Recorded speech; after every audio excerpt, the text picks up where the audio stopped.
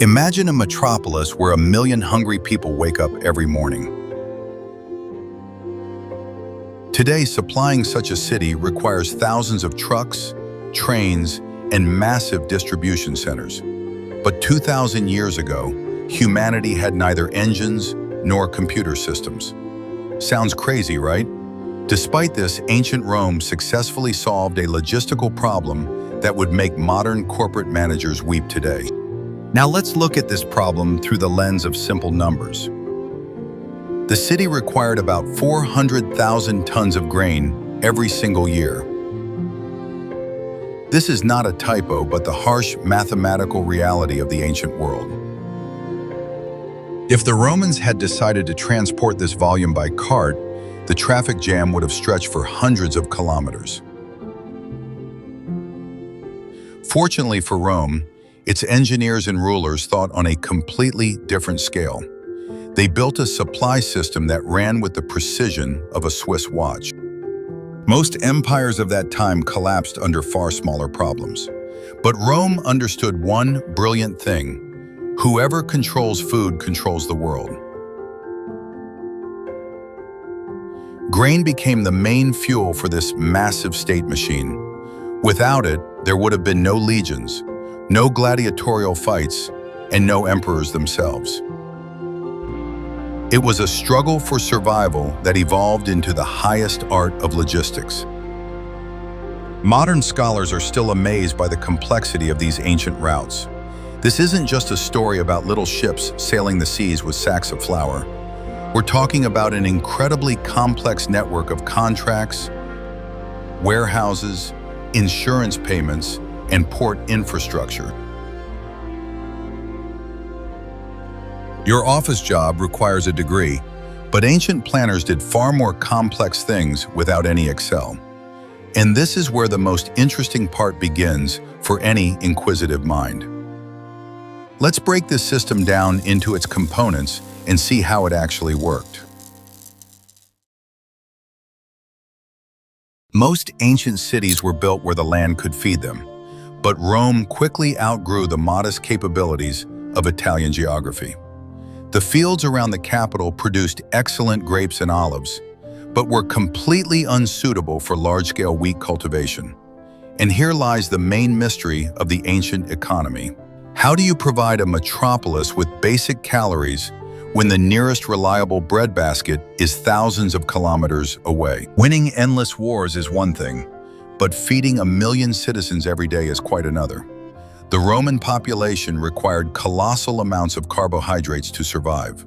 Modern logisticians look at these calculations and simply swallow hard. Transporting such a volume by land would have required endless caravans of mules and oxen. But the draft animals would have eaten more grain along the way than they could have carried. Therefore, long-distance land transport was immediately ruled out due to its absolute economic absurdity. The empire realized an obvious truth: using water was far more profitable than using roads. A single medium-sized merchant ship could carry as much cargo as hundreds of carts. Moreover, a favorable wind, unlike oxen, did not require daily feeding. This was the first logical step toward creating a large-scale maritime supply chain. The Romans realized that their future depended directly on complete control over the Mediterranean Sea. The capital needed more than just food. It required uninterrupted supplies on a massive scale. Any delay meant empty markets, and empty markets led to immediate riots. A hungry mob of Roman citizens was the most terrifying, destructive force of antiquity. No legions or city guard could have stopped this frenzied tide. The rulers clearly understood that their power literally sailed on merchant ships. And if those ships were late, the emperor's throne would quickly turn into a scaffold. Initially, Rome tried to rely on harvests from nearby Sicily. The island did indeed yield plenty of grain, but its supply soon proved insufficient for the growing behemoth. Moreover, Sicilian harvests were heavily dependent on the whims of the weather. A single dry year could bring the entire empire to the brink of a catastrophic disaster. Rome needed a source that would run like clockwork, regardless of the rain. That is precisely why the emperors turned their attention to the other side of the Mediterranean Sea. North Africa became the first major addition to the food security system. The local lands were incredibly fertile, and the shipping route across the sea remained relatively short. For centuries, the African provinces fed nearly half the capital. But even this resource eventually proved insufficient for the insatiable city. A real jackpot was needed, a guarantee that grain would always be available. And such a jackpot was found after the final fall of the Ptolemaic dynasty. The conquest of Egypt solved Rome's food problem for several centuries to come. This land possessed a unique natural mechanism that made agriculture incredibly stable. When Octavian Augustus annexed this territory, he effectively saved Rome from certain starvation. Egypt became the emperor's personal property, a source of carbohydrates for the entire empire. Now, Rome had two of the most powerful agricultural engines at its disposal.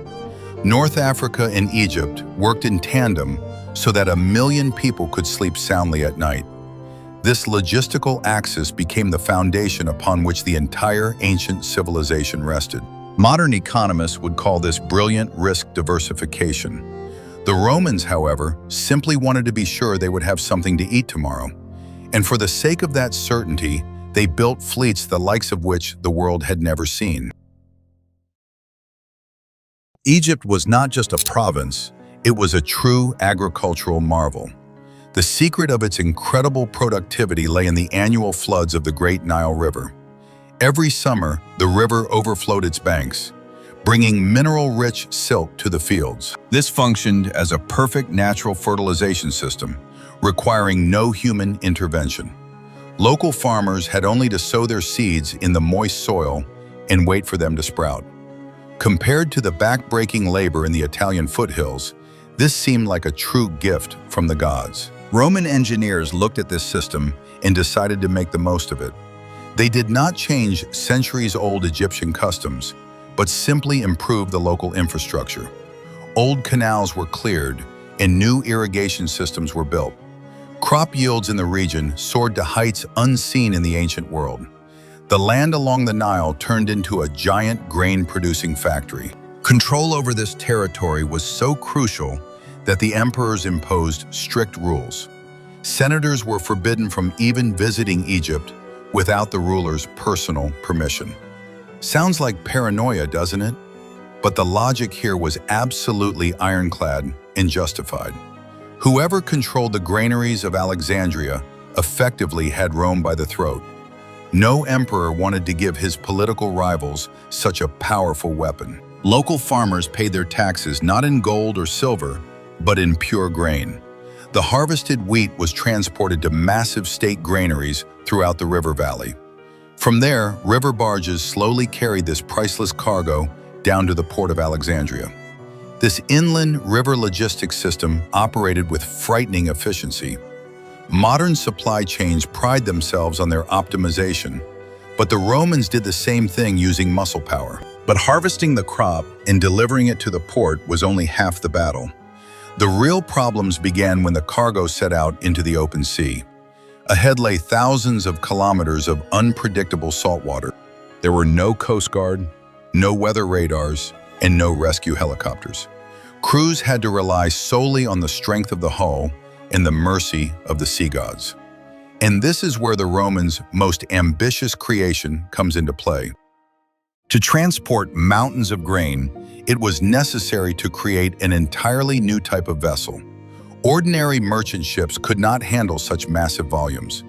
The state needed true floating fortresses, capable of carrying hundreds of tons of cargo.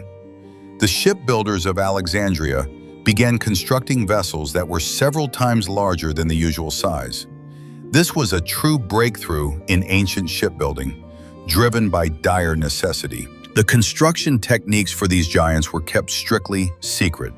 They used complex systems for fastening the wood, which made the hull surprisingly sturdy. Thick planks were fastened with copper nails to prevent rapid rusting in salt water. It sounds like a simple detail, but it was precisely this that saved thousands of lives. Through trial and error, Roman engineers discovered the perfect formula for shipbuilding glue and resin. These giant barges became the pride of the empire, and the foundation of its prosperity.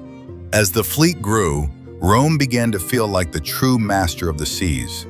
The state apparatus established a rhythm in which Alexandria pulsed like a giant heart. Every ship sent out was a breath of fresh air for the metropolis, which was suffocating from hunger. But to manage this flow, a special organization was needed, and the Romans created an institution that would forever go down in the history of logistics. It was called the Annona, and its power surpassed that of many modern monopolies. Rome's supply system could not rely on the chaotic actions of private merchants. Strict coordination was needed, and to that end, the emperors established the Annona. This organization was responsible for planning, purchasing, and transporting every handful of grain.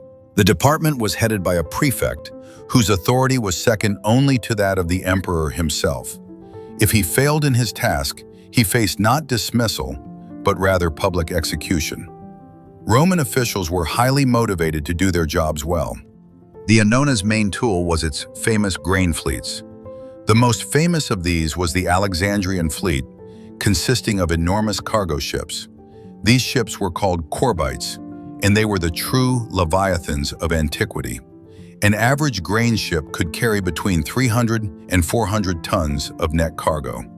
Some flagship vessels, such as the famous Isis, carried over 1,000 tons.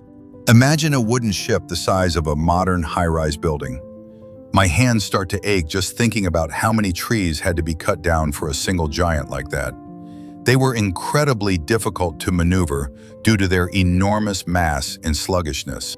They had no modern rudders, only two enormous steering oars at the stern. It took tremendous physical strength and skill just to keep the ship on course. The crews of these ships were considered the elite of the ancient merchant fleet. The fleet operated on a strict schedule dictated by nature itself. Navigation in the Mediterranean was safe only from late spring to early fall.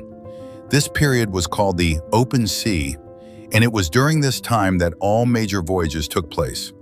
In winter, violent storms began, and shipping came to a complete halt for several months. This created a huge problem for planning the city's food supplies. To speed up the process, the Romans used a clever system of sails. In addition to a huge square sail, they set a small foresail called an artemon. This innovation allowed them to catch the crosswind better and maneuver in narrow passages. Modern sailors use similar principles, but they have carbon fiber winches. Ancient sailors, however, pulled ropes as thick as a man's arm with their bare hands. These men were true athletes, even though no one signed them up for gym memberships.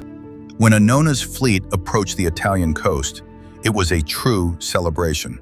Crowds gathered in the ports, awaiting the arrival of the life-saving grain. Imperial messengers raced to Rome to be the first to report the good news. On the ancient stock markets, prices for speculative grain immediately plummeted. This information system worked faster than the modern postal service in many countries. However, arrival at the port did not mean the end of all logistical problems. On the contrary, it was only the beginning of the next, most difficult stage. The giant Alexandrian ships sat too deep in the water. They were physically unable to enter the shallow mouths of Roman rivers or old ports. They had to drop anchor in the roadstead and wait for the arrival of special unloading crews. And here, Rome's logistical machine faced its main bottleneck. Transshipping goods in open water always carries enormous risks. A sudden squall could smash the ships into one another in a matter of minutes. But Annona's officials simply had no other way out of the situation. They hired thousands of local boatmen for this dangerous and arduous work. All this commotion on the water resembled a disturbed anthill, where everyone knew their task. The sea route had always been a game of Russian roulette for ancient sailors. The Romans built magnificent ships, but they could not control the weather. Sudden storms regularly took a bloody toll on the imperial convoys.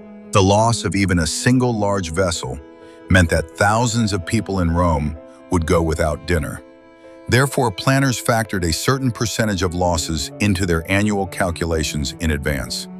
Modern logisticians call this shrinkage costs, but the Romans simply offered sacrifices to the gods. Navigation without a compass or GPS required intuition and immense experience. Captains navigated by the stars, the sun, and the color of the sea. They knew every current and every shoal along the route from Africa to Italy. But even the best captain was powerless when the sky was covered with black clouds for days on end. Ships would lose their course and crash against the sharp rocks of unknown islands. To encourage captains to risk their lives, the state offered them a deal. It was one of the first large-scale state insurance systems in history. If a ship sank due to a storm, the emperor would compensate the owner for the cost of the lost vessel. Sounds like a modern insurance policy from a major bank, doesn't it? But it worked flawlessly and attracted many enterprising people to the business. The risk of ruin vanished, giving way to a pure thirst for profit. However, insurance did not save the sailors themselves from drowning in the cold water. During heavy pitching, the grain in the holds could shift to one side. This instantly capsized the heavy ship, leaving the crew no chance of survival. To avoid this, the grain was packed into sturdy sacks, or special wooden bulkheads were constructed. In essence, ancient cargo handlers invented a cargo balancing system long before the advent of container ships. Another hidden threat along the route was shipworms and rot. Wood exposed to seawater quickly deteriorated. Ships had to be regularly hauled ashore for drying and repairs. The hulls were covered with lead sheets to protect them from voracious parasites. This cost a fortune, but it extended the ship's life by several precious years. Repair docks operated non-stop, just like modern auto repair shops. There were even times when captains had to deliberately throw cargo overboard. During a storm, this was the only way to lighten the ship and save the crew. Imagine the faces of the officials when the captain returned to port with empty holds. The law clearly regulated such situations, exempting the crew from criminal liability. The lives of experienced sailors were valued more highly than a couple hundred tons of sunken wheat. That said, sometimes they brought back Italian wine, olive oil, and handicrafts. But the volume of these exports seemed simply laughable compared to the grain imports. Rome was a consumer city, a black hole that sucked in resources from across the entire known world. The entire Mediterranean economy was artificially built around the needs of a single capital. And this imbalance constantly demanded strict administrative control from above. As soon as control weakened, the intricate system began to fall apart at the seams. Despite all the hardships of storms and laws, ships continued to sail stubbornly forward. Their captains became heroes of their time, risking everything for gold and glory. The sea route was the nerve center of the empire, through which its life pulsed. The final destination of this complex journey was always the coast of Italy. There lay the site of the most ambitious infrastructure project of antiquity. Centuries ago, the Tiber River was the main transport artery leading to Rome. But for the giant grain ships of Alexandria, this river proved completely useless.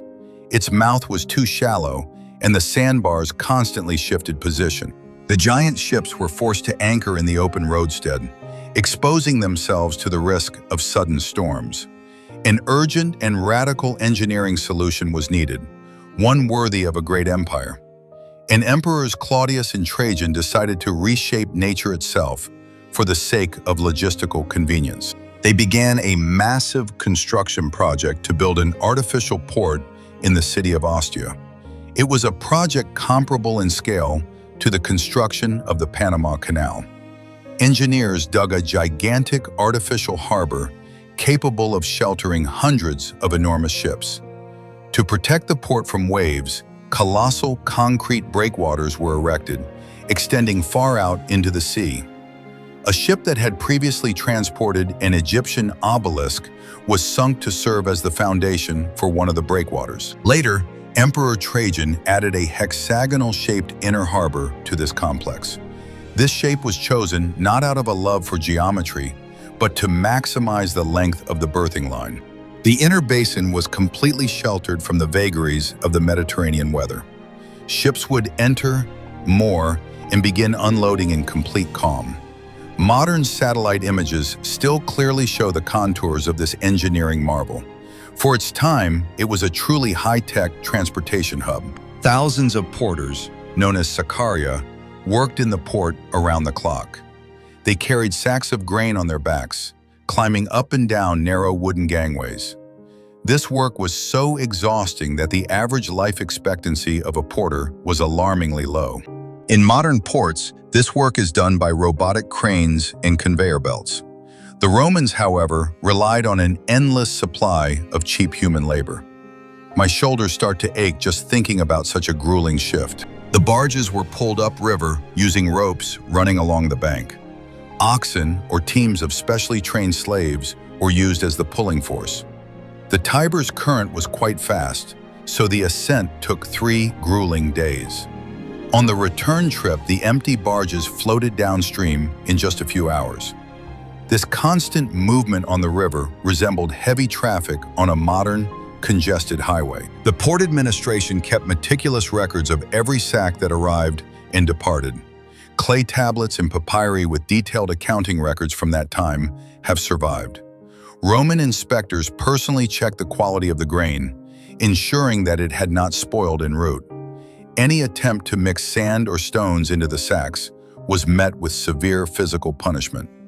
The quality of the grain for the citizens had to remain impeccable at any cost. No one wanted to mess with food intended for the volatile Roman crowd. When the barges finally reached Rome's city docks, the baton was passed on. At the foot of the Aventine Hill lay a district entirely dedicated to port logistics. There were the final stops along the route, massive buildings that concealed the city's inner workings. The river had done its job, and now the cargo had to be transferred to long-term storage. The empire had to protect the harvested grain from moisture, rats, and cunning thieves. The grain brought into the city could not simply be dumped in a pile on the street. Rome needed infrastructure to safely store hundreds of thousands of tons of provisions. The answer to this challenge was the Horia, monumental complexes of ancient warehouses. The most famous of these, the Horium of Galba, covered an area the size of several football fields. These were not just barns, but true engineering masterpieces with climate control.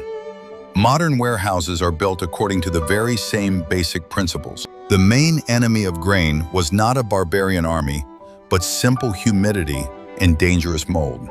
To protect their supplies, the Romans built structures with a complex system of raised floors. The floors were elevated above the ground on small brick columns, creating an air cushion. Air constantly circulated beneath the floor, preventing dampness from penetrating the interior. The walls also had special ventilation openings positioned at a specific angle to the sun. The second dangerous enemy was the hordes of hungry and ubiquitous rodents. Rats could destroy an entire empire's strategic reserves in a matter of months.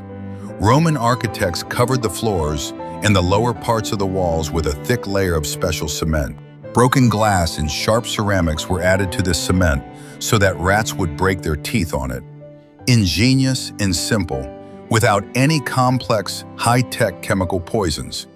Such solutions demonstrate the incredible practicality of the ancient engineering mind. The security of the warehouses was comparable to that of modern bank vaults. The complexes were surrounded by high, solid walls with no windows on the ground floors. Heavy iron gates with complex mechanical locks, which could not be quickly picked, led inside. The area was patrolled around the clock by armed guards from the city's military cohorts. The theft of imperial grain was considered a state crime of the highest severity. The logistics inside the warehouse itself were also thought out down to the smallest detail. Ramps were used instead of stairs to lift heavy sacks to the second and third floors. Along these gentle slopes, draft animals or slaves could easily haul carts loaded with grain. The accounting system was so strict that officials knew the exact number of sacks in each cell. This entire massive database was stored in the scribes' heads and on wax tablets. It was the ancient equivalent of a modern computer program for warehouse inventory management. The state always maintained a safety margin in case of unforeseen global disasters. Under ideal conditions, Rome's granaries stored enough grain to sustain the city for a year of self-sufficiency. This allowed them to mitigate the effects of local crop failures or severe winter storms at sea. If a single fleet was delayed, the city would simply open its reserve granaries. Today, many countries rely on day-to-day imports and do not have such massive reserves. The horea were used not only for grain, but also for storing other strategic goods. Millions of liters of olive oil were stored there in bulbous clay amphorae. Nearby were mountains of salted pork and huge barrels of cheap sour wine. All this wealth was gradually distributed to the countless bakeries and markets of the capital. And it was precisely this distribution process that was the empire's most complex political mechanism. Because distributing food to 1 million people is a more difficult task than bringing it in. The warehouses stood like silent titans, guarding the peace of the vast metropolis. As long as their depths were full, the emperor could sleep soundly in his palace. The crowd in the Colosseum applauded the gladiators only when their stomachs were full. The Horia were the very foundation upon which the majestic edifice of the Roman world rested. And the keys to these buildings were in the hands of the officials who managed the famous state distribution. It wasn't enough to bring grain to Rome. It also had to be distributed properly. And here the empire used a system that still sparks heated debate among economists. The state distributed bread to a vast number of citizens for free or at a reduced price. This process was called frumentation, and it became the foundation of the metropolis's social stability. Hundreds of thousands of men regularly came to claim their lawful portion of free calories. It sounds like a strange utopia, but it was the harsh pragmatism of the rulers. Only full citizens of the Great Rome were entitled to receive a free ration. In the empire's heyday, this privileged list included up to 200,000 people. Each received about 5 modi of grain per month, which amounted to just over 30 kilograms. This amount was enough to feed not only the recipient himself, but also a couple of his family members. The lists were strictly checked, and getting on them was the cherished dream of any poor person. The distribution mechanism was organized with striking and impeccable bureaucratic precision. Citizens received a special wooden or bronze token called a tessera. This tessera was the exact equivalent of a modern social card used to receive benefits. On the appointed day, people would come to a monumental portico where mass distribution took place. Officials checked the lists, collected the tokens, and carefully dispensed a measured amount of wheat. Queues were strictly regulated. No fighting or pushing was ever allowed. Later in the 3rd century, the emperors decided to make life even easier for their citizens. They began distributing pre-baked bread instead of heavy, uncooked grain. The state built giant water mills on the Janiculum Hill for mass grinding. These industrial complexes ground tons of wheat day and night without the slightest sign of fatigue. Rome gradually transformed into a consumer society where even cooking was no longer necessary. Over time, other generous gifts from the ruling emperors were added to the bread. The list of free handouts included high-quality pork, olive oil, and cheap wine. The phrase "bread and circuses" became not just a metaphor, but a real political manifesto. Citizens grew accustomed to having their basic needs fully provided for by the supreme authority. This created a massive dependence of the entire society on a centralized logistical machine. Self-reliance gave way to a comfortable and well-fed submission to a harsh dictatorship. But this system was an enormous financial burden on the imperial treasury. A colossal portion of Rome's entire massive budget went toward maintaining these handouts. Any crisis in the provinces or loss of the fleet immediately hit the capital's wallet. The authorities had to urgently buy grain from private merchants at absolutely extortionate prices. The state found itself held hostage by its own social welfare system. Attempts to abolish the free distributions always ended in massive political disasters. The mob instantly took to the streets, setting fire to luxurious buildings and brutally murdering officials. Emperors became obedient slaves to the well-fed monster they themselves had created. They were forced to smile and continue feeding a city of millions at any conceivable cost. This deal with the devil ensured peace, but slowly drained the resources of the entire empire. The system, created for salvation, began methodically devouring its own creators. This entire gigantic apparatus required masterful management at absolutely every level. And although the Annona was a government agency, it could not function without the help of businessmen. The Roman Empire never attempted to nationalize the entire vast merchant fleet. It harnessed the power and flexibility of private capital to address strategic state objectives. This intertwining of business and government gave rise to incredibly complex schemes of mutually beneficial cooperation. Government officials quickly realized they could not build all the necessary ships. The empire desperately needed the experience, audacity, and vast wealth of private entrepreneurs. Therefore, the Annona began entering into contracts with guilds of independent shipowners, known as navicularii. These men were the oligarchs of antiquity, controlling entire fleets of merchant cargo ships. They assumed the risk of maritime transport in exchange for enormous, guaranteed profits.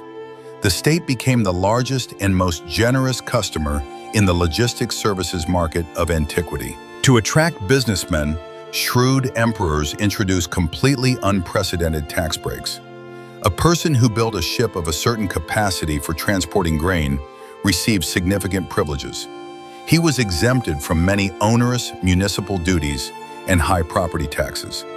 It sounds like an ideal offshore zone or a modern special economic zone. Businessmen immediately sensed the profit and began actively investing gold in large-scale shipbuilding. Relationships between the Annona and ship owners were always formalized through strict legal contracts. The private contractor was obligated to transport a specific volume of state cargo within strictly defined deadlines. In return, he received a fixed fee and could load the remaining space with his own goods. This mixed system of commercial transport proved incredibly effective and remarkably flexible. If a storm broke out at sea, captains would save the emperor's precious grain first and foremost. After all, the loss of state property could very easily cost one's head. Over time, wealthy grain merchants became a very powerful political force in the Senate. Their immense wealth allowed them to influence the appointment of officials and the passage of new laws. But this influence was always strictly limited by a natural fear of the emperor's wrath. If a merchant crossed the line, his property was confiscated without lengthy legal proceedings. The authorities made it clear that business could make money, but dared not dictate terms. The division of risks between the government and business allowed this complex system to function for centuries. When the economy declined, private merchants went bankrupt, but the state quickly found new, ambitious players. The thirst for immense wealth always successfully overcame the fear of the deep sea and harsh bureaucracy. This strong symbiotic bond made Rome the most powerful trading empire of antiquity. Money kept the wheels of logistics turning, and logistics reliably sustained the life of a vast metropolis. But in this nearly perfect system, the factor of human weakness was always lurking in the background. Local corruption sometimes reached alarming proportions, despite the real threat of the death penalty. Inspectors turned a blind eye to significant shortfalls in exchange for a heavy pouch of silver in the pocket of their cloak. Merchants mixed old, spoiled grain into the new harvest for a quick profit. Emperors had to constantly carry out harsh purges within the bureaucracy to prevent the system from grinding to a complete halt. Managing logistics turned into an endless, grueling battle against ordinary human greed. In the end, the balance between private interests and public duty was maintained only through strict control. As long as the emperors kept a firm grip on the reins, vast fleets sailed the seas without fail. The Romans proved that complex logistics networks could function perfectly well even without digital technology.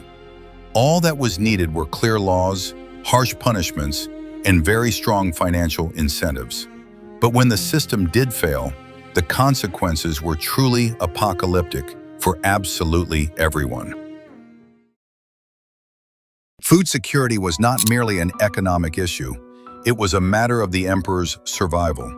Roman history is replete with examples where bread shortages led to bloody palace coups. If ships were delayed by even a couple of weeks, the crowds in the streets would begin to grumble menacingly. No one listened to reasonable excuses about violent storms, pirates, or poor harvests in Egypt. People wanted to eat right now, and their blind rage was always directed at whoever sat on the throne. The Roman throne was the most dangerous job in the entire ancient world. Let's recall the famous story of when an angry, starving crowd pelted Emperor Claudius with stale bread. People simply surrounded his lavish litter in the forum and began viciously hurling crusts at him. It was an incredible and dangerous humiliation for a man who ruled over half of the known civilized world. Claudius miraculously escaped to the palace, and this unpleasant incident forced him to accelerate the construction of the port.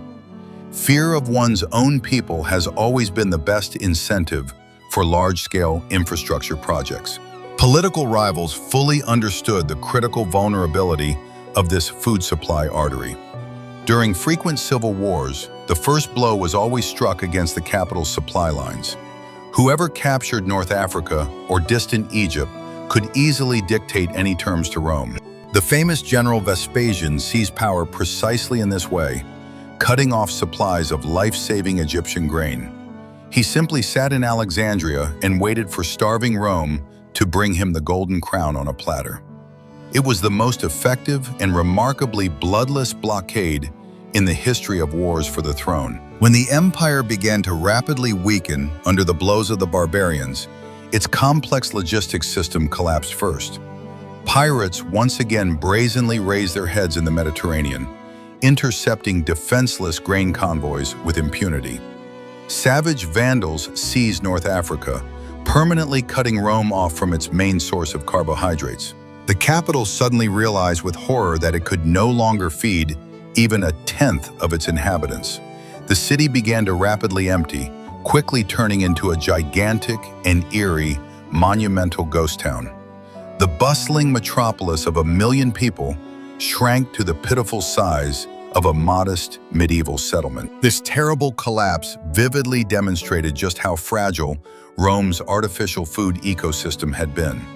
A city living exclusively off distant, foreign resources is doomed without flawless logistics. The complex mechanism, painstakingly built over centuries, completely broke down in just a few tragic decades. Huge stone granaries stood empty, luxurious ships rotted in the harbors, and mighty aqueducts ran dry. Nature very quickly reclaimed the very hills that had once been the center of the ancient world. The history of Roman food is a gripping tale of the greatest triumph and the most devastating fall. People learned to successfully conquer distances in stormy seas, but they could not conquer political greed. The system of free handouts, which had saved the city from riots, ultimately completely stripped it of its inner strength. When abundant external supplies ceased, the pampered Romans simply did not know how to feed themselves. They had long forgotten how to properly hold a plow, retaining only the habit of standing in line for bread. This is a very harsh historical lesson for any modern society that is completely dependent on global supplies. And yet, the incredible scale of Roman engineering continues to genuinely amaze us today.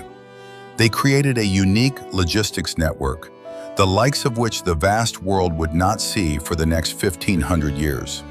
Only in the distant era of industrialization was a more robust humanity able to replicate such grandiose volumes of transportation. Their vast fleets, reliable ports, and well-thought-out laws became a solid foundation for future generations of seafarers.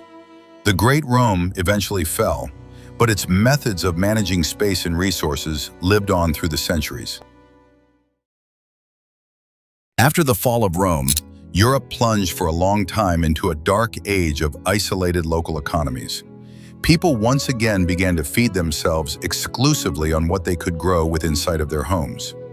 The idea of transporting hundreds of thousands of tons of grain across the stormy sea seemed like magic to medieval peasants. The monumental warehouses of the Great Ostia were barbarically dismantled for their sturdy bricks to build modest churches and fortresses. The secrets of constructing massive and reliable grain ships were lost along with the ambitions of the great emperors. Logistics had regressed a full 1,000 years, giving way to the primitive survival of small, scattered groups. Even the greatest and most powerful kings of the Middle Ages could not feed an army of 100,000 men. Their lavish courts were forced to constantly move from place to place, completely depleting the resources in their path. The Romans would have easily solved this trivial problem by building a couple of granaries and quickly summoning the naviculari. But in the new, harsh world, there was no longer an all-powerful Annona, nor complex freight contracts. That very same massive bureaucratic machine, which turned the absolutely impossible into a tedious daily routine, had vanished without a trace. It is especially important to note that ancient logistics operated perfectly well without any fossil fuels. Their entire, gigantic, unwieldy machine moved solely by human muscle, tailwinds, and water. It was a completely eco-friendly economy if one turns a blind eye to the massive, barbaric deforestation. Today, we thoughtlessly burn millions of barrels of oil to deliver fresh avocados to our cozy supermarkets. The Romans did an excellent job of supplying their metropolis using only the planet's renewable natural resources. Their incredible approach to safe food storage was also ahead of its time by many millennia. The use of natural ventilation in massive granaries allowed grain to be stored for years without any chemical treatment. Ancient architects understood the complex physics of airflow better than many modern licensed builders. Today, we carelessly waste megawatts of electricity on massive industrial air conditioners and dehumidifiers. The Romans, however, simply built proper raised floors and very skillfully positioned small ventilation windows. Sometimes ingenious simplicity and an understanding of the laws of nature work far better than any complex electronic mechanisms. Complex international supply chains require absolute trust among thousands of completely different strangers. Without harsh legions strictly enforcing the laws, Annona's contracts instantly turned into useless scraps of papyrus. Unique knowledge did not vanish overnight. It simply became completely unnecessary to anyone in the New World. Why spend years building a 1,000-ton ship if you only need to transport a sack of turnips? The scale of the technologies employed is always dictated exclusively by the scale of the pressing tasks facing society. Great Rome created for itself the problem of 1,000,000 hungry mouths, and it was Rome itself that devised a brilliant solution for it. When this problem finally dissipated, the brilliant solution faded into history as completely unnecessary. Logistics is always merely an exact mirror image of the ambitions of the historical era in which it exists. Today, modern archaeologists are piecing together the picture of this forgotten ancient wonder of the world, bit by bit. As they meticulously study sunken ships in warehouse ruins, they are genuinely amazed by the audacity of ancient engineers. These amazing discoveries finally shatter the old stereotype about the primitiveness of people from the distant past. We have become too accustomed to thinking that true globalization began only with the advent of high-speed internet and aviation. But the ancient Romans proved that continents can be reliably connected with the help of a favorable wind and wooden planks. The Roman Empire fed a massive city of 1,000,000 people, solving the same problems as the modern world. Only they did so using completely different, incredibly complex, and now long-forgotten methods. Today, the food supply chains of the US or Europe rely entirely on algorithms, diesel fuel, and massive refrigerated trucks. Ancient Rome relied exclusively on the power of Mediterranean winds, ingenious bureaucracy, and boundless human endurance. We take immense pride in one-day delivery, while they took genuine pride in the fact that their city did not die of starvation. The difference in the tools used is enormous, but the very essence of the logistical challenge remains absolutely unchanged. A close study of the Roman Annona forces us to take a completely fresh look at our own logistics. We've grown too quickly accustomed to taking food on supermarket shelves for granted. But behind every cheap package of pasta stands a vast, invisible army of weary drivers, sailors, and warehouse workers. These are the very same ancient naviculari and saccarari, only armed with smartphones and electric forklifts. And just as in ancient Rome, their daily work separates our civilization from utter barbarism. Any modern society is exactly 3 missed meals away from total and bloody social collapse. This mutually beneficial arrangement has worked perfectly for centuries, successfully weathering dozens of terrible wars and changes in ruling dynasties. The true, unbreakable strength of the empire has always lain not in the sharp swords of the legions, but in the taut sails of grain ships. The next time you're stuck in a tedious traffic jam behind a massive logistics truck, just think of Rome. You're looking at a direct, technological descendant of the ancient Alexandrian fleets, bringing life to your city. 2,000 long years have passed, but humanity remains just as obsessed with delivering calories from point A to point B. We've simply swapped canvas sails for powerful engines and wax tablets for digital cloud databases. Logistics rules this world with an iron fist today, just as it did in Caesar's time. And whoever controls the supply routes still holds the keys to the future firmly in their hands.